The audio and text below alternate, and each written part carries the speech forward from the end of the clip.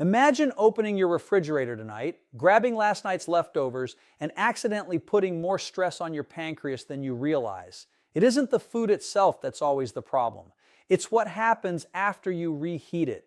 5 everyday foods undergo surprising chemical changes when heated a second time, and the last one is sitting in millions of kitchens right now. Before your next meal, make sure you know which foods they are and the safer way to enjoy them.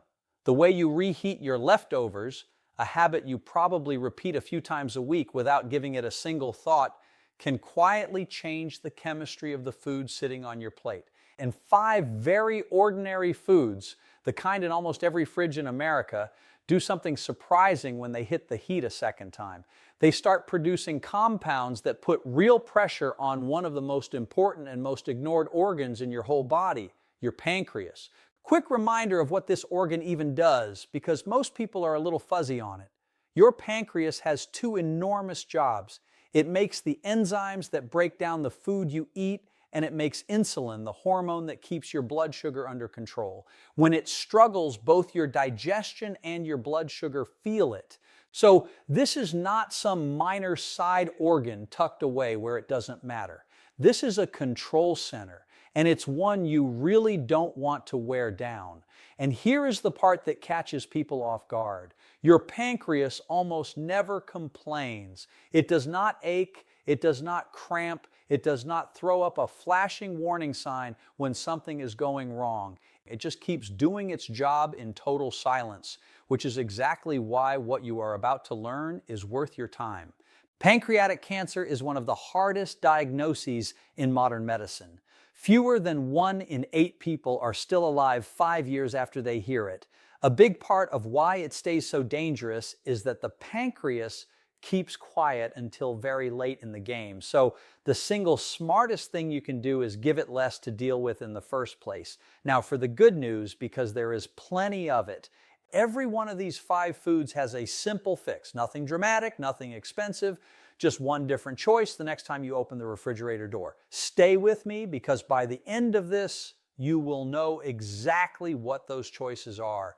If clear, honest health information is what you came for, hit subscribe and tap like. It helps more people find this channel. Let's start with the one that surprises people the most, and it begins with oil. Picture last night's dinner, a few fried chicken pieces, some fries, maybe a spring roll. You don't want to throw good food away, that's reasonable. Most of us were raised not to waste. So you pop it in the microwave, or even more tempting, you drop it back into a pan with a little fresh oil to bring back that crispy edge. And right at that moment, you kick off a chemical process your pancreas is almost defenseless against. Here's what's happening. The everyday vegetable oils most of us keep on the shelf, sunflower, corn, soybean, are surprisingly unstable when they get hot. Even the first time you fry with them, they start to break down a little. Heat them a second time, and you trigger something food chemists call oxidative breakdown. The oil literally starts falling apart at the molecular level. That process spits out a group of toxic compounds called aldehydes.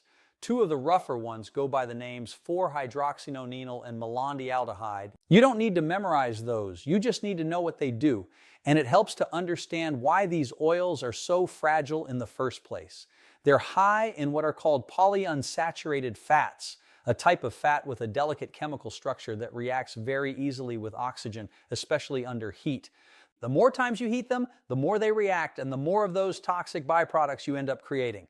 So the second fry isn't just a repeat of the first, it's worse. When reheated oil breaks down like this, it releases free radicals. Think of them as tiny sparks flying off an unattended fire, each one shooting off in a random direction and slamming into healthy cells. They tear at those cells from the inside, and that includes your DNA. Your DNA is the instruction manual inside every cell. It tells each one how to grow, when to stop, and when to quietly retire to make room for new cells. When that manual gets damaged enough times, a cell can stop following the rules. It starts dividing when it shouldn't. That is the very beginning of how cancer gets started. Your pancreas is especially exposed to this kind of damage. Every time you eat something fried and reheated in oil, your body fires up an inflammatory response to try to contain the harm. That part is normal. That's protection. But if you're reheating fried food a few times a week, that inflammation never really switches off.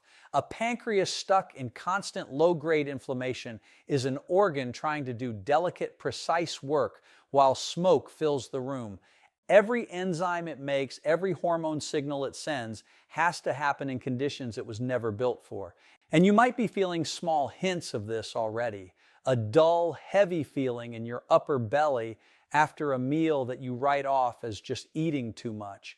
A strange wave of tiredness right after you eat that you blame on a long day. A vague ache under your ribs that comes and goes, the kind you label as bad digestion. Sometimes it really is just digestion, but sometimes it's worth paying closer attention to. There's a pattern that shows up in primary care more often than you'd expect. Take someone like Linda, 58, careful with money, hates waste. 2 or 3 evenings a week, she'd reheat the previous night's fried dinner in a hot, oily skillet, proud of herself for not letting food go bad.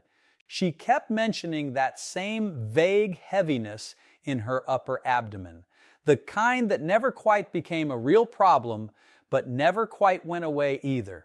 Nothing dramatic ever showed up on any test, but the daily chemistry of those reheated, re-oiled meals was doing quiet work in the background. That's exactly the kind of thing that rarely sends a person running to the doctor, and that's what makes it so easy to miss. So what actually helps here? The first rule is simple, and it's worth treating as non-negotiable.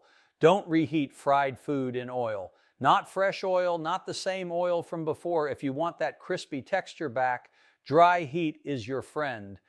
A regular oven set around 350 degrees or an air fryer brings the crunch right back without adding a single drop of new chemical damage. And as a second habit, a lot of people find easy to adopt, treat frying oil as one-time use. Fry today, pour it out today. When you stack the price of a bottle of oil against the cost of pancreatic disease, the math makes itself. Now the second food. And this one genuinely throws people because for years it has sat at the very top of every healthy eating list out there. The kind of list even nutrition experts repeat without a second thought. Picture a Sunday night. You saute some spinach with garlic and a little olive oil, dark green, perfectly cooked, and you feel great about it. You're eating right. You're taking care of yourself. You box up the extra and put it in the fridge. Monday at lunch, you pull it out, 90 seconds in the microwave, done. Looks the same, smells the same, tastes the same, but that second round of heat just set off a reaction inside that spinach that the World Health Organization formally links to cancer risk. Here's the chain of events. Leafy green spinach, kale, chard, arugula naturally contain compounds called nitrates. Fresh, they're completely harmless. But once you've cooked those greens and let them sit, ordinary bacteria already present in the food start converting those harmless nitrates into nitrites. Then, when you apply heat a second time, those nitrites react with the amino acids in the food and form a new group of compounds called nitrosamines.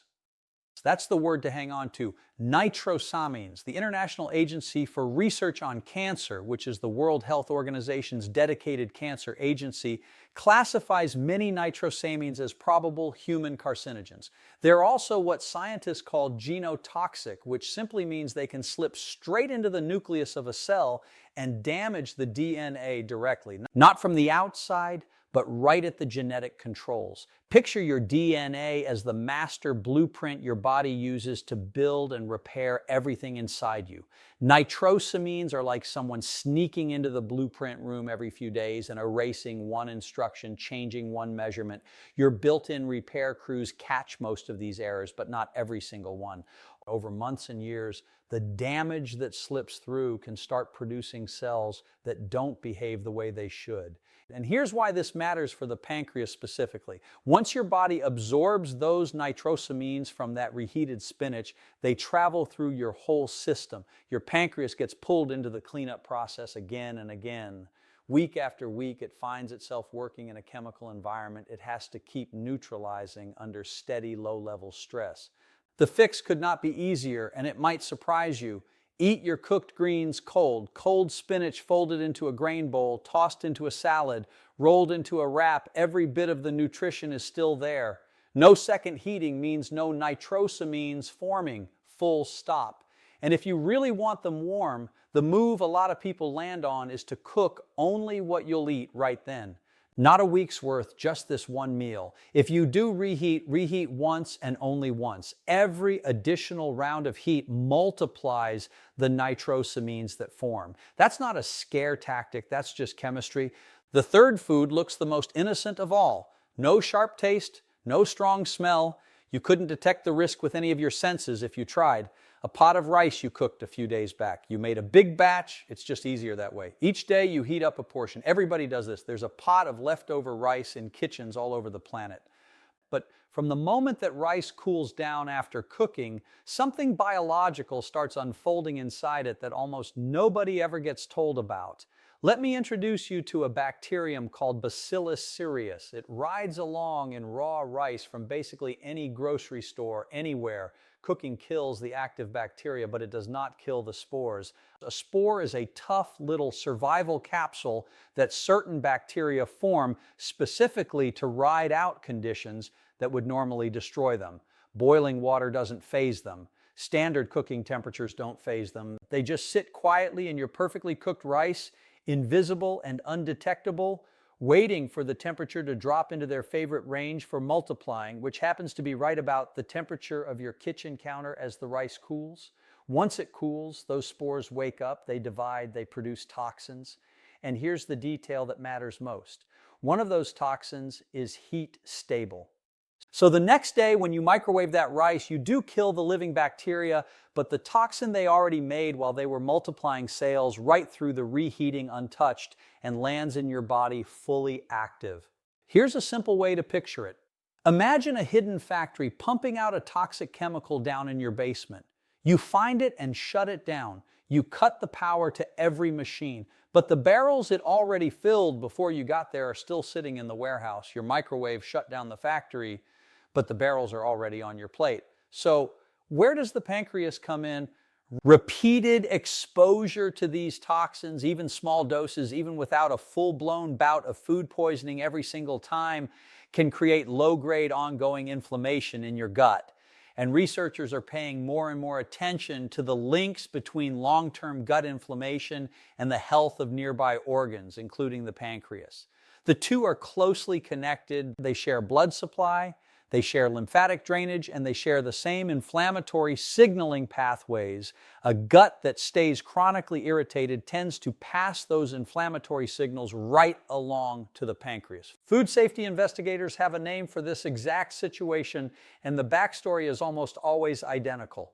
Picture someone like James, 26, fresh out of college, meal prepping to save time and money. Sunday, he cooks a big pot of rice, leaves it on the counter to cool for a couple of hours while he does other things, then portions it out for the week. The rice that sat out the longest is the one most likely to carry that heat-stable toxin, and no amount of microwaving fixes it. It's a genuinely well-documented scenario, and the fix comes down to timing more than anything else. So, here's the practical approach. Cool cooked rice within about 1 hour of making it. Spread it out in a wide, thin layer instead of leaving it in a tall heap. More surface area means it cools faster, which gives those spores less time to switch on. Keep it no longer than 24 hours. When you reheat, heat it all the way through until it's steaming throughout, and then eat the whole portion. Once you've reheated it, don't put it back in the fridge for round 2. Simple rules, and most people just never had anyone explain them. The fourth food shows up in most households several times a week, and the danger here doesn't come from the chicken itself. It comes from one quirk of the most common appliance in your kitchen. A quirk that creates invisible zones inside your food that look perfectly safe from the outside. You reheat a couple of chicken thighs from last night, 2 pieces, microwave 2 minutes, you touch the outside, hot, you eat. That's a standard lunch in millions of homes. And right there in that it's hot on the outside, so it must be done logic, is where the risk hides. A microwave doesn't heat food the way an oven does. It excites the water molecules inside the food, and those molecules generate heat on their own. But different parts of a single piece of chicken hold different amounts of water, have different density, and carry their fat in different spots. Some parts get hot enough to kill bacteria. Other parts, sometimes just an inch away, stay at a temperature where bacteria don't just survive, they happily multiply. These are called cold zones. You can't see them, you can't feel them. The outside can be scalding while the inside sits at exactly the temperature dangerous bacteria love most. Two bugs make this especially worth taking seriously with chicken salmonella and campylobacter. Both are common in raw poultry.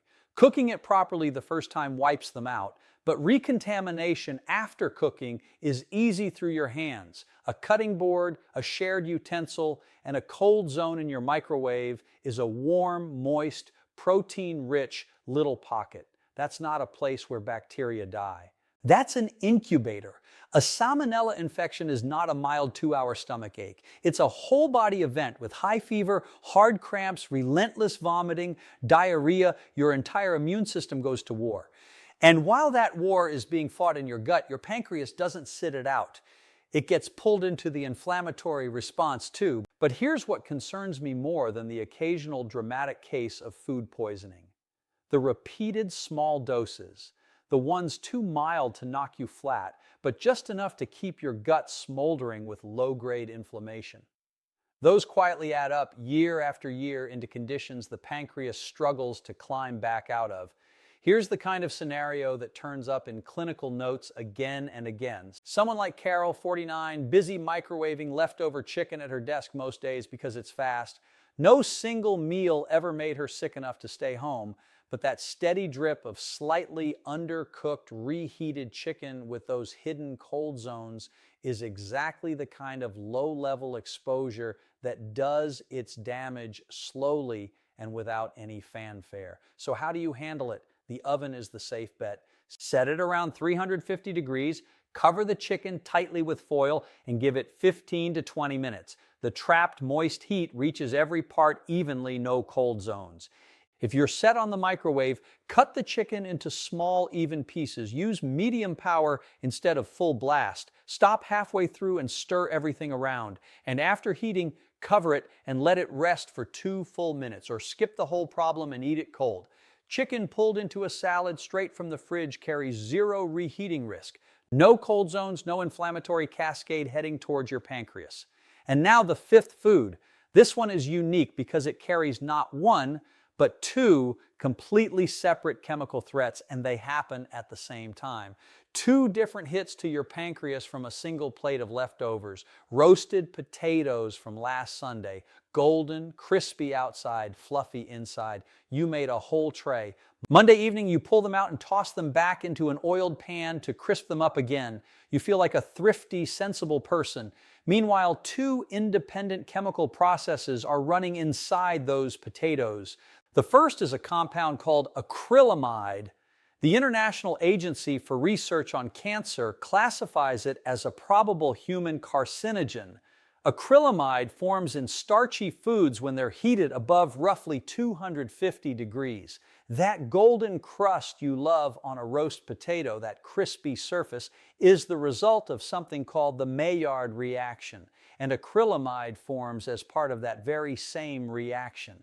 But here's what makes reheated potatoes worse than fresh ones. After the first cooking and cooling, the surface of the potato dries out. The sugars and amino acids concentrate on that dry surface. So when you blast it with high heat a second time, the chemical conditions for forming acrylamide are even more favorable than they were the first time around, which means you can end up with a noticeably higher dose of that carcinogen from reheated potatoes than from freshly made ones. That's the first hit, a direct chemical hit on the cells of your pancreas. Now the second hit, and this one wears the pancreas down quietly over years. When a cooked potato fully cools in the fridge, something genuinely useful happens. Part of its ordinary starch transforms into something called resistant starch. Resistant starch is a form of starch your small intestine can't break down quickly. It raises your blood sugar only gently. It slows down how fast glucose gets absorbed. It even feeds the helpful bacteria in your gut. A cold cooked potato is, in metabolic terms, a completely different food from a hot one. But the moment you reheat it on high heat, that resistant starch flips back into regular fast digesting starch. The protective change that happened while it cooled gets undone in about 90 seconds in the microwave. What was gentle on your blood sugar is now a sharp glucose spike. And who has to deal with that spike? Your pancreas, specifically the beta cells, the ones that make insulin. They're forced to fire off a sudden, large, emergency surge. Once in a while, that's completely fine. That's exactly what they're built for. But 3 times a week, every week for years, is chronic overload on those beta cells. They get worn down, they become less responsive, they start to degrade, and the steady wearing down of insulin-producing cells is a documented path toward the kind of chronic conditions that can come before more pancreatic disease. 2 hits at the same time, every single time you reheat those potatoes. And if you also crisp them in oil, you stack the very first food's risks right on top. Maximum acrylamide plus maximum oil breakdown. Basically, every hazard in this whole video concentrated onto one plate. This comes up in medical records more than most people would ever guess. Picture someone like Mike, 62, a meat and potatoes guy his whole life, refrying Sunday's roast potatoes in a buttery, oily pan a few nights a week because that's just how he's always done it. Each plate on its own looks like nothing. But that combination extra acrylamide plus a blood sugar spike plus oxidized oil repeated for years is a heavier load on the pancreas than almost anything else on his table. And here's something genuinely important because age changes this whole picture. As you move past your 40s, your pancreas tends to bounce back from this kind of chronic stress more slowly than it did in your 20s and 30s. The capacity of those insulin-making cells to recover declines and the body's detox reserves shrink. So every additional year of accumulated exposure carries more weight than it used to. Tell me in the comments, how old are you? It genuinely helps me understand which age group this matters most for so I can shape the next videos around the people who are actually watching. As for what to do with potatoes, eat them cold wherever you can. A cold potato salad with good olive oil, a splash of vinegar, some fresh herbs. It sounds odd until you actually try it.